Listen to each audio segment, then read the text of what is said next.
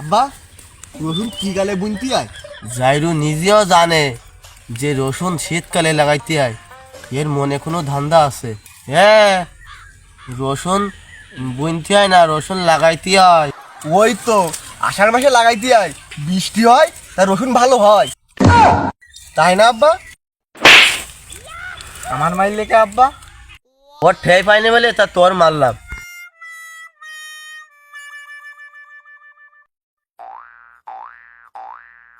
খুব ঘুম আসছে যে বাল, শীতকাল আমার এদিক থেকে পা গরম হলে মাথা গরম হয় না, মাথা গরম হলে পা গরম হয় না, মাথা দেখতে গেলে পা বেরোয় যায়, পা দেখতে গেলে মাথা বেরোয় যায়। হ্যাঁ শোনাই এদিকে একটু ঘন আছে।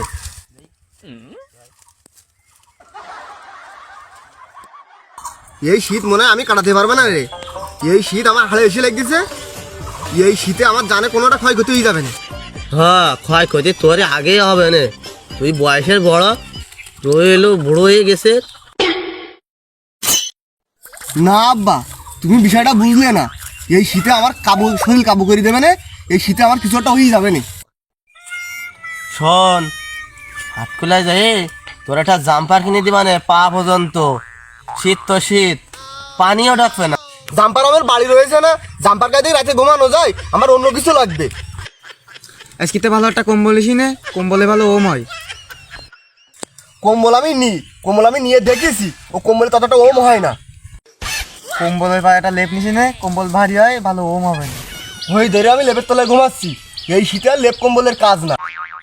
এ ওর কেউ ক, ও যে কম্বল চাইতেছে তা 5 বছর পরে।